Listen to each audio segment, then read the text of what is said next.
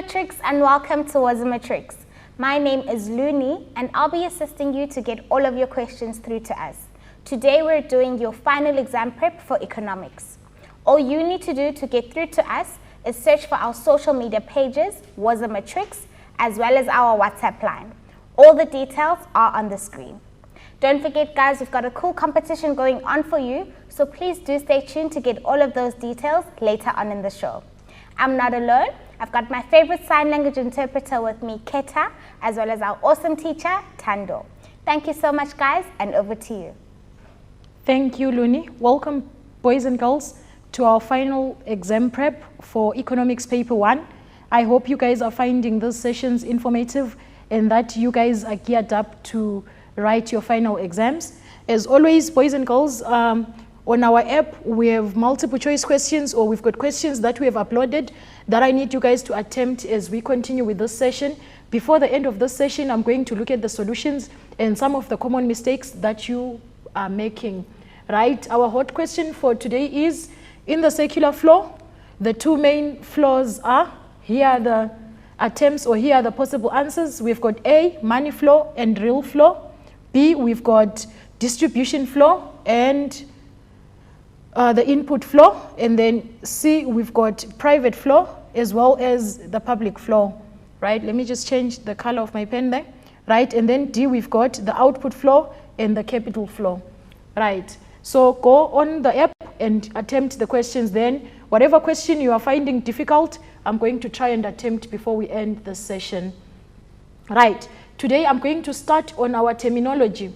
Right, boys and girls, I've discovered that a lot of you find the terminology difficult, and a lot of you have got the tendency to leave the 1.3 unanswered, the terminology. I encourage you guys to practice on your terminology in the glossary of your textbooks because it gives you the definitions and the concepts in detail.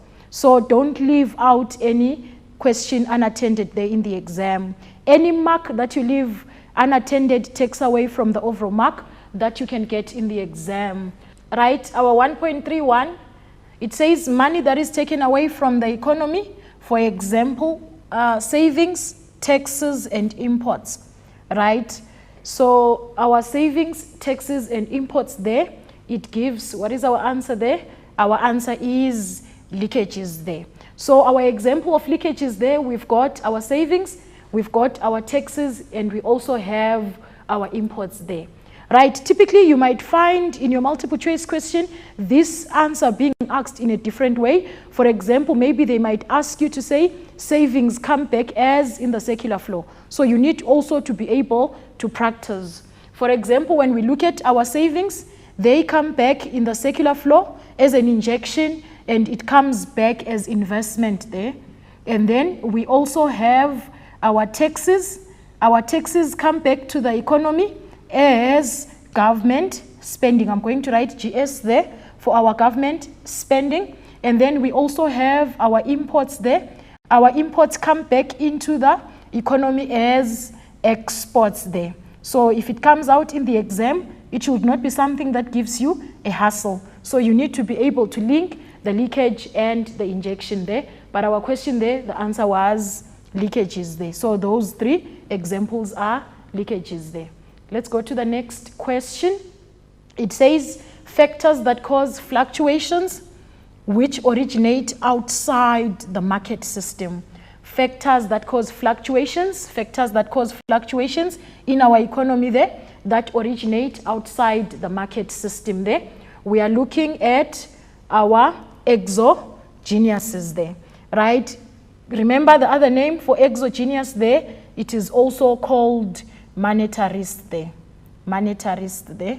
Common mistake that a lot of you guys make, especially when you are given a question and it's between exogenous and endogenous. You need to remember that if it's exo, it's external, it's outside, and if it's endo, it's within the economy, then it's inside the economy there. So the answer is exogenous. Don't confuse exogenous and endogenous there. The other name for endogenous being Keynesians there. Right, let's look at our question 1.3.3.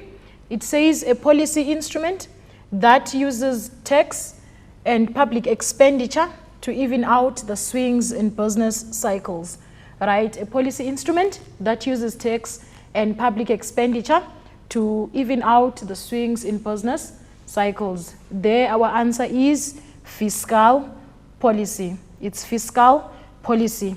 Again, guys, you need to be comfortable with the difference between your fiscal policy and also your monetary policy. So you need to remember that the fiscal policy has got three instruments. We've got our taxation, we've got our government spending, and we also have our borrowing there. And then when it comes to the monetary policy, I normally say you need to be able to identify, number one, that the monetary policy is the policy of the Reserve Bank. Number two, you also need to explain the instruments that the Reserve Bank has at its disposal. You are talking your interest rates, your cash reserve requirement, your moral persuasion, your open market transaction, and finally your interest rates. So you need to be able to explain and to be comfortable with the two, or the differences between the two policies there.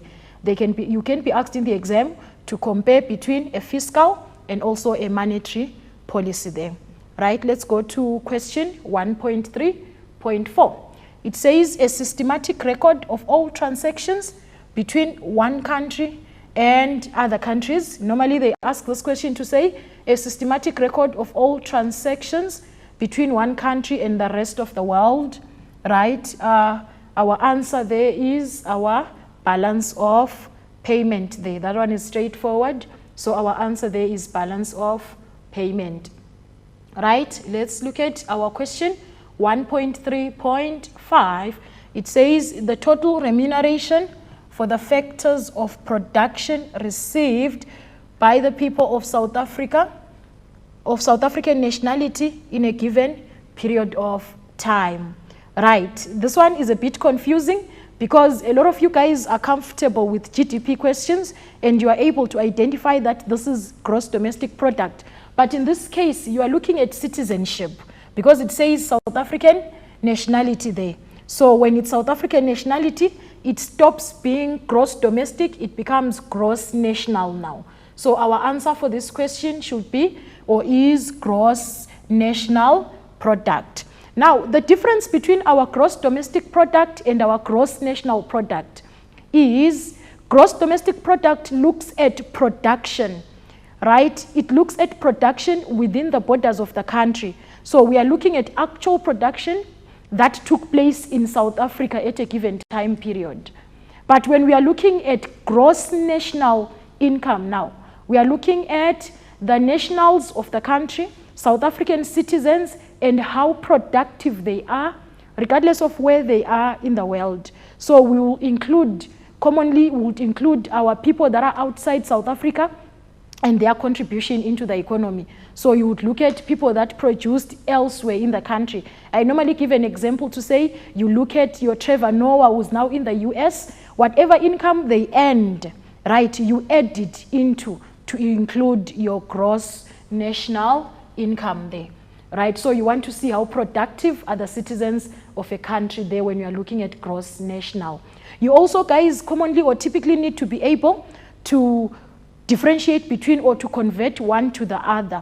If you are given gross domestic product, you need to be able to convert it to gross national product. And if you are given gross national product, you also need to be able to convert it back to gross domestic. So for example, if you are given GDP, which is gross domestic product, you add factor payments from the rest of the world. So you are looking at what the citizens earned, right, wherever they are in the world, and then you subtract factor payments to the rest of the world. Now, what are you subtracting?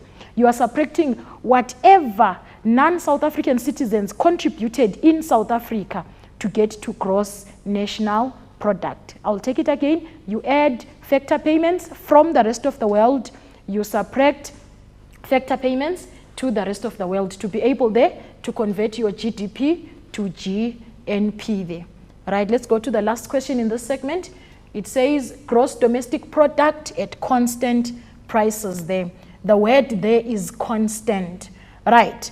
When you are given, or wherever you are given the word constant in economics, please remember and have this at the back of your mind to say constant looks at real. That is inflation adjusted figures. So whatever you get and it's a constant figure, it's an inflation adjusted figure there. So when we are looking at gross domestic product at constant prices, then the answer there should be real gross domestic product. When we are saying real, it means inflation adjusted figures there. If it's not constant, then it's what? It's current, right? So when you are tasked in the exam to calculate or what is current prices, or you can be given to say GDP at current figures, what does it mean? It means now you are using the current figures as they are going, or market prices currently, before we adjust for inflation there. Right, so the answer there is real gross domestic product. Right, so that's it from this session. Remember, boys and girls, I encouraged you to participate or to do the multiple choice questions that are on the app, so that just before we end, I'm going to tackle those. You will be able to benefit from the session. Over to you, Noni. Thank you, Thando. Matrix, as Thando said, please download the app. It's the To Enable app for free on your app store. Take part in the assessment and she'll assist you later on with some of those questions. But now we are going to take a quick break, so don't go anywhere.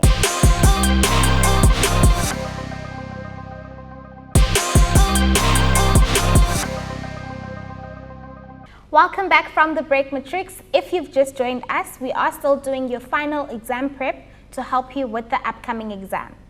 If you're someone who's constantly running out of data, then this next competition is just for you. Wozo Matrix is bringing you the hashtag Wozo Winner competition, where 2 lucky matriculants stand a chance to win 2 gigs of data. All you need to do to enter the competition is head on over to our Facebook page and all of the details will be there. Enough talking from my side. Thank you, Thando. Thank you, Luni. Boys and girls, we are continuing with our session where we are revising previous exam questions. Our question paper is the DBE November 2019, right? And we are looking at question 2.5 now. So the question says, with reference to the Phillips curve, analyze the relationship between inflation and unemployment. With reference to the Phillips curve, analyze the relationship between inflation and unemployment. Right, guys, remember when a question says with reference to a certain curve, right, or with reference to an article, you don't necessarily need to draw the diagram. You can just go straight into the application. You can draw the diagram somewhere in your question paper so that it can assist you in your explanation. I just drew my graph so that as I'm doing my explanation, then I'll be making reference to this graph here, right? So basically, this is our wage inflation at W4 and W3, and this is our unemployment rate from unemployment 4, unemployment 3, unemployment 2, and unemployment 1. What you guys need to notice with reference to this curve is if we want to reduce unemployment, what's going to happen is our inflation is going to go up there. Obviously, you know, boys and girls, that the more people earn an income, or the more people, or the more we create employment within the economy, it means the more people earn an income. And the more people earn an income, the more they demand goods and services. So this demand for goods and services, if there is no increase in production, it's going to lead to inflation there. So basically, that's what I need you guys to explain in a typical question like this one. To say, as our unemployment is reducing, probably from any number, you can say U1 to whatever, our inflation is going up there, right? Let's look at the possible answers for this one. It says the Phillips curve shows that inflation will increase if there is less unemployment in the economy, right? So there is a trade-off between inflation and unemployment. So if inflation is, or if unemployment is going down, it means our inflation possibly might go up. And if unemployment is going up, then our inflation will go down there. That is the trade-off there, boys and girls, right? And again, we are further expanding. We are saying skills development and improved education increases employment, will create increased demand for goods and services, leading to inflation there. So the more we have educated people within the economy, the more people acquire skills, they will be able to gain employment. And if they are able to gain employment, they will be able to earn an income, thus demanding more goods and services there, leading to inflation there. Right? This is an 8-mark question, so I need a minimum of 4 points there that you explain in full. Right? So it says a very high inflation can lead to stagflation there. Right? Stagflation is ideally not an ideal situation because we are looking at high inflation and high unemployment there. So the moment our inflation increases to very high numbers there, right, unemployment will also go up there, leading to stagflation there. That's due to reduced demand for goods and services, which will also lead to less employment there. Right? There's a rolling effect there to say the more inflation keeps on going up, the less our money is able to get for us or to afford goods and services. And as we are affording less goods and services there, it means that less production in the economy. When production goes down in the economy, then people begin to lose their jobs again. Then let's look at the next point. Inflation targeting within the economy is between 3 to 6%, will prevent stagflation, for example, high unemployment there. So whatever happens within the economy of South Africa, we are closely monitoring to ensure that our inflation does not go outside the inflation target there. All right, let's look at the next point. The demand for goods and services can be stimulated without necessarily increasing employment there. Right, so we need the demand to go up, but we don't necessarily have to reduce unemployment there. Right, let's continue. The worker, who's eventually our consumer, might make use of extended credit facilities to enjoy the same standard of living when they experience price increases there. Right, so remember I said this is an 8-mark question. Typically, I need at least 4 points there, as you guys normally would get at least 2 marks for each point that you are able to explain fully there, right? Various external factors may influence job creation in the country. For example, a tendency to import final goods which might improve the choice of consumers without solving the problem of unemployment there, right? Let's look at our last slide on the topic. It says depreciation of the rand might lead to price hikes, not necessarily lower unemployment there. So if the rand depreciates there, it might lead to price hikes there, right, without necessarily lowering our unemployment. Then finally, it says capital intensive production processes would not necessarily contribute further to job creation. Typically, 8-mark question for this type of a question, or you might find it as an additional part in your essay question there. So you need to make sure you are able to comfortably expand the points there. What I need you guys to remember is, as one is going down, so as inflation is going, or as our unemployment is going down, inflation is going to go up there. So we need to find a balance that is comfortable, right? Let's look at the next question. It's our question 3. This was adapted from Mind the Gap, activity 5 there. It says, study the graph below of the Keynesian model in a 2-sector economy, where the consumption function is given by C is equals to C0 plus CY there. Right, before we move on and look at the graph, when you are given the Keynesian model there, right, I need you to remember, guys, that C0 is our autonomous consumption, right? And then CY there is our induced consumption. Right, now, boys and girls, who remembers what autonomous consumption is? Some people think we might not have heard this one before. Our autonomous consumption, it is the element of consumption that is independent of income. I'll take it again. Autonomous consumption is the element of consumption that is independent of income. So people are able to consume whether they earn an income or they don't earn an income. So it is our constant there, right? And then our induced consumption, this is the element of consumption that is dependent on income. So you would find that with our induced consumption, high income earners, they consume more of the induced income or the induced element of consumption than the autonomous one there.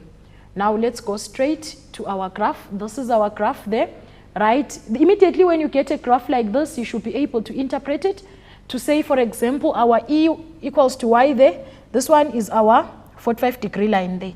Be able to interpret it. This is our 45-degree line or our line of equality, because remember, boys and girls, we said at any point along this 45-degree line, our E is equals to Y there, right? And then at the bottom here, we have our C1 is equals to 20 plus 0.6 Y. And then the next graph there, or the next curve, is the C2 is equals to 30 plus 0.6 Y. Multiplier questions are very hot questions that I need you to be comfortable with. Whether you are given as the Keynesian model or the one where you use the marginal propensity to consume, you need to be comfortable. Right, now let's look at the questions. Right, the first question says, define the term multiplier for 2 marks. Define the term multiplier for 2 marks. And our answer says the multiplier shows how an increase in spending, which is our injection, produces a more than proportional increase in national income. Right? The multiplier shows how an increase in spending, which is our injection, produces a larger than proportional change in our national income. There are so many definitions or variations of the same definition out there. As long as you are showing the relationship between a change or an increase or decrease in our injection and then the resultant change in our national income there, your answer should be correct there. So that is the definition of the multiplier there, boys and girls, for 2 marks. Right, let's look at the next question. This one says, with reference to the graph, meaning to say, I'll bring back the graph once again. Name the 2 sectors that involved in deriving the macroeconomic multiplier. Again, it's for 2 marks. Right. Boys and girls, it's important to remember that for purposes of grade 12, when we are looking at the multiplier, the first assumption that you are told to take is you assume that in our economy, there are only 2 participants. We only have the business and also household or consumers. So those are the only 2 sectors that are involved in deriving this macroeconomic multiplier. So we assume that in our economy, whatever our economy is, AE is equals to C plus I there. So these are the only 2 sectors that are involved there. Our C is our household, and then our I is our investment there. So our answer there is, we have got household for 1 mark, and then we've got business there for another mark there. So remember the assumption, household. A lot of the learners get complicated or confused by the word sector there. Normally they would want to say, when we are given the word sector there, they normally want to explain the primary, the secondary, but in this instance, our sectors are our household and our business. Right? Let's move on to the next question. And then it says, indicate what is represented by the dotted line. Indicate what is represented by the dotted line. Right? This is our dotted line there. It's the line E is equals to Y. Right? I've already said to you guys earlier on to say this dotted line represents the 45-degree line, or as some of you call it, it's the line of equality. What do you notice, boys and girls? At any point along this line, our income is equals to our expenditure there. So at any point along the line, our income is equals to expenditure. So it's the 45-degree line. It is also the line of equality there, right? It indicates all points where income equals to expenditure. Some say 45-degree line. Some say it's the Keynesian equilibrium there. So it's 2 marks. So any one of those, if you explain or if you put any one of those, you will get a maximum of 2 there. It doesn't necessarily mean that if you write all 3, you are going to get 6 marks. It's capped at 2 there. That's a beautiful question there, right? Let's continue. The next question, which is our question 3.4, says, what is the value of the autonomous consumption for the original consumption function. Let's look at the graph, right? Our graph, there it is there. Our original consumption function is C, or C1, like I said earlier on, is equals to 20 plus 0.6y. And I say to you, boys and girls, that autonomous consumption is the element of consumption that is independent of income. So it is our constant there, right? So our autonomous is 20 in this case. Our autonomous is 20 billion there, right? So this one is independent, and the 0.6y now becomes our induced consumption there, right? There we go. Our answer is 20 billion there. All right, let's move on to the next question. It says, suppose the marginal propensity to save, which is our MPS, is 0.4. Use the multiplier formula to calculate. So we need to use the multiplier formula to calculate the eventual change in aggregate income if there was an injection of 10 billion in the economy. And this is an 8-mark question. So step number 1 will be to calculate what is our multiplier. Step number 2, then you show the multiplier effect there. And the question specifically asks you to show all calculations there. Right, let's move on. Right, we are given our MPS, and our MPS is 0.4 there. Right, so our K is equals to 1 over our MPS. Our MPS is 0.4. Right, which gives our K as, if you say in your calculator there, punch in quickly, boys and girls, 1 divided by 0.4, you will get that our answer is 2.5 there. So our multiplier is 2.5 there.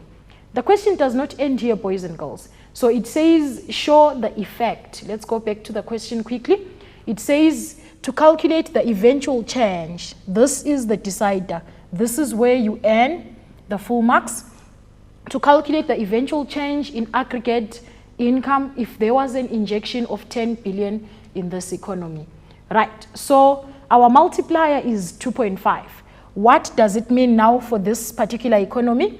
It means when you introduce the 10 billion, it's going to multiply itself 2.5 times. So what is our multiplier effect? So this is our eventual change.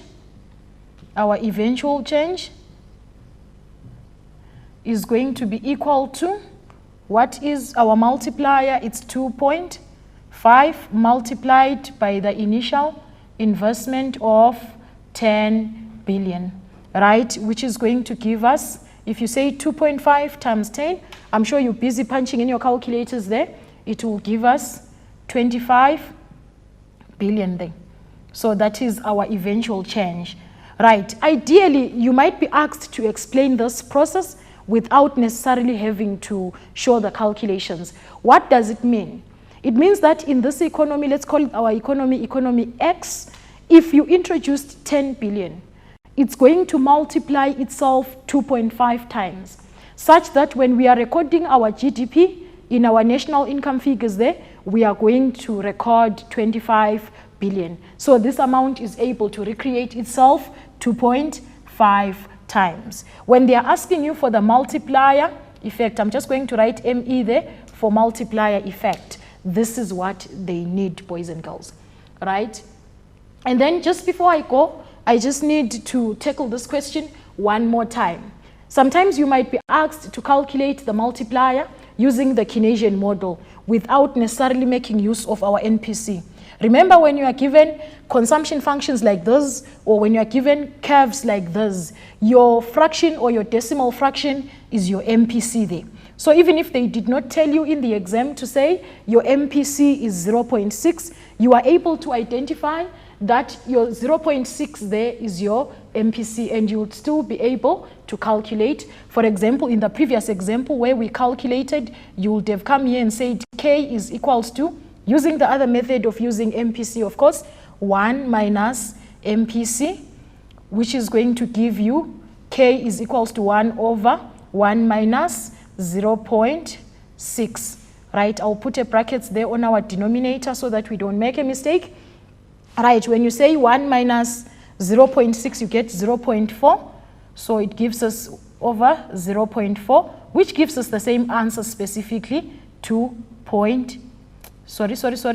Let me correct that one quickly, which gives us the same answer of 2 point, let me quickly, right, which gives us the same answer of 2.5 there.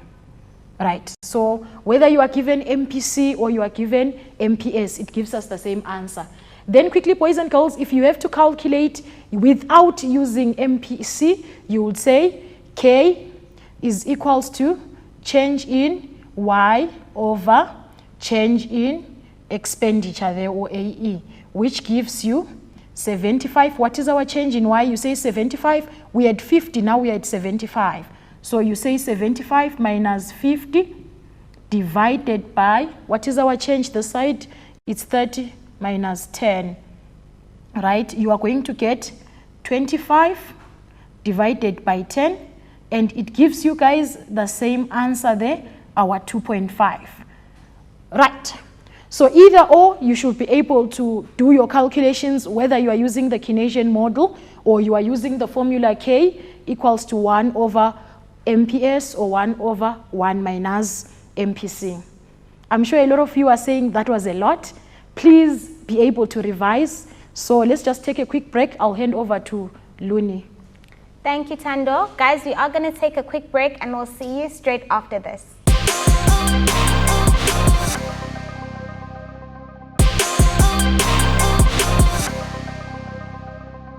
Welcome back from the break, Matrix. I hope you guys are still enjoying the show. Don't forget to enter the competition to stand a chance to win yourself data, as well as take part in the assessment, and Tando's going to assist us just now with that.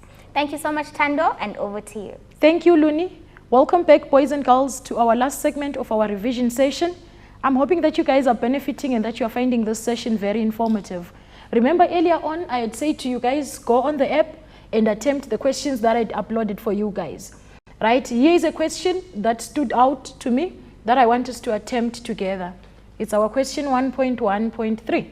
It says, in a circular flow, the two main flows are. So what you need to do, or what you were expected to do in that particular question, was to explain the flows in the circular flow. A lot of you boys and girls are scratching your heads and thinking, but ma'am, we don't really cover the flows at grade 12. Remember, there is a build up from the work that you guys did in grade 10 and in grade 11. So if need be, you might need to polish up on your grade 10 and grade 11 work, right? Let's look at how you guys responded to that question. A lot of you guys said our answer is A. About 48% of you guys said the answer is A there.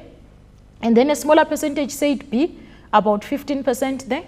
And then C, a lot of you guys said the answer, about 30% of you guys said the answer was C there. Then a smaller segment said D there. D was the unpopular choice there.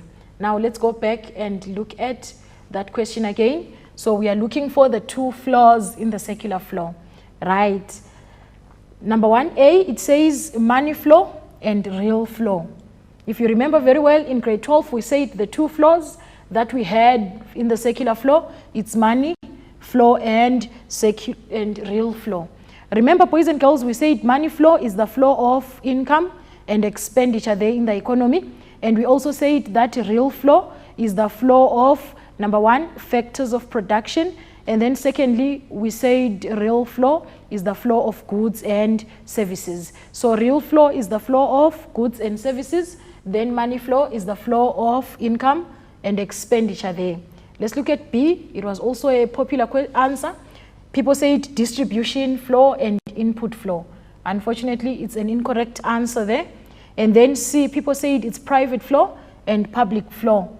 Again, it's unfortunately an incorrect response. Then our D says it's output flow and capital flow. Unfortunately, again, not the correct response there.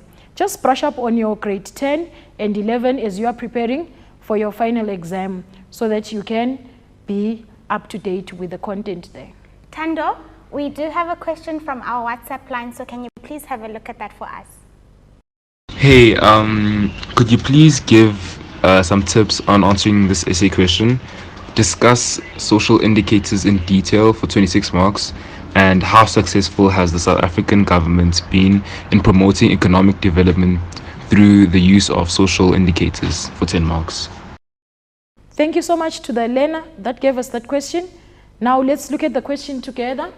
It says, discuss social indicators in detail for 26 marks.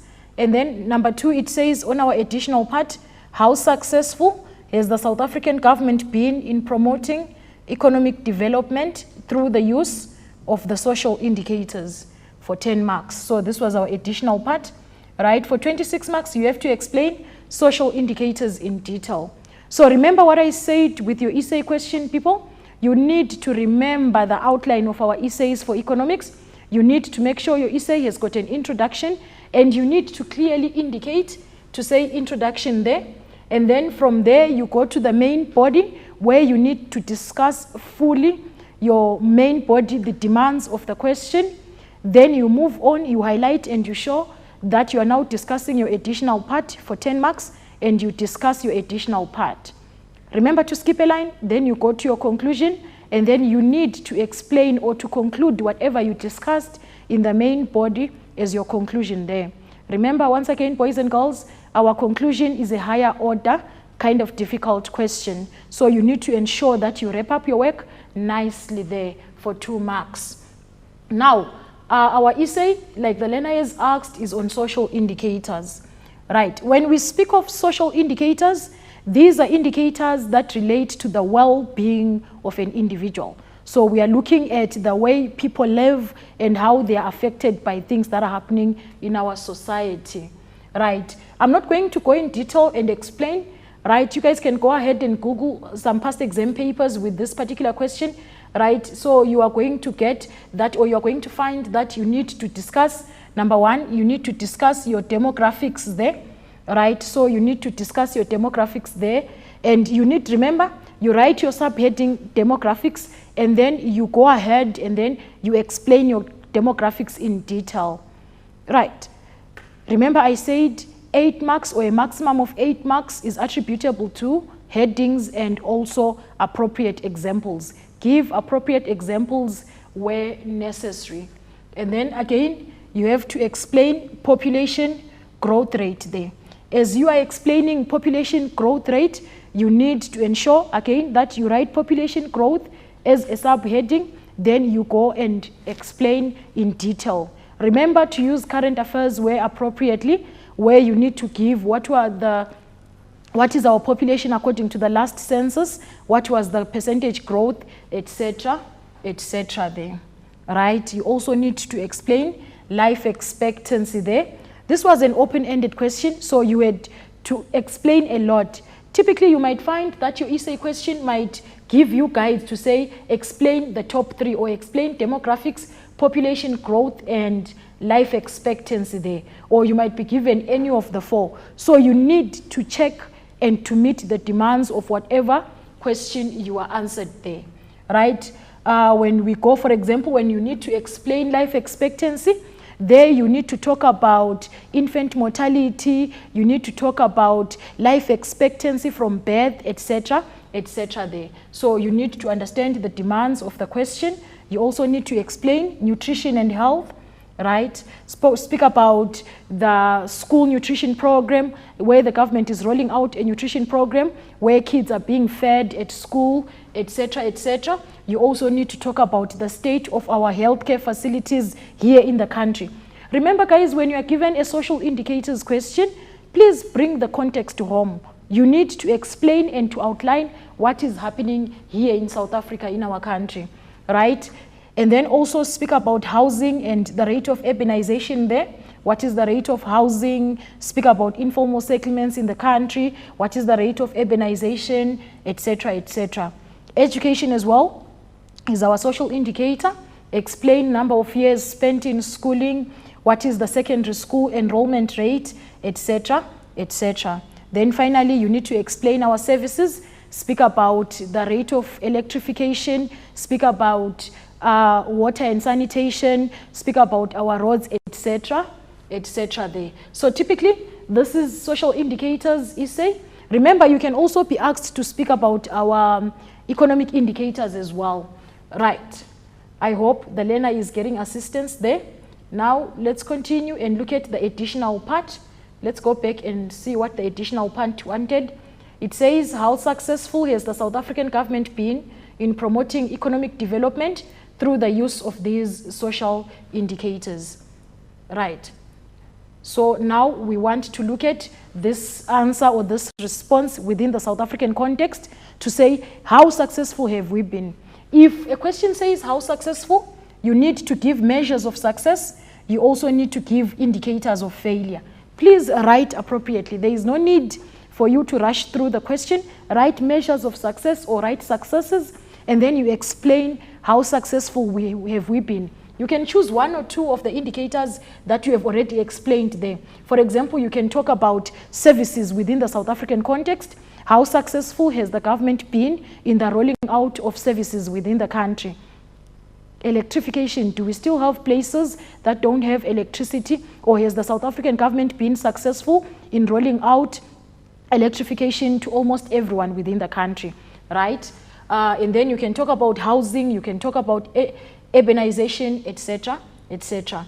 And then again, go to indicators of failure and state to say, why are we failing? Where are we failing? Etc., etc. Boys and girls, unfortunately, I don't have much time, right? But I need to encourage you to say, use your exam guide. Where it says examine in detail, those are your essays that I need you to practice before you get in the exam. Be comfortable with your essays, right? Please plan to go to sleep early before the exam. Let's get enough rest there. Read instructions carefully in the examination. Don't just skim through the instructions there. Manage your time. Failure to plan, or if you cannot manage your time, you won't finish the exam. I wish you nothing but the best in your exam. Over to Luni. Thank you, Tando. Matrix, it's been a great show. Thank you so much for tuning in. As Tando says, we're wishing you everything of the best for your exams. Do everything you can to prepare, and also use us and every resource you have to prepare for the exams. Congratulations to all of our competition winners who will be announced on our Facebook page after the show. Don't forget to check out the schedule on www.wozamatrix.co.za, as well as if you miss any show, guys, it is available on our YouTube channel. Search for Wozamatrix and all the content will be there. Thank you so much to Keta and Tando, and from me, Luni, thank you and goodbye.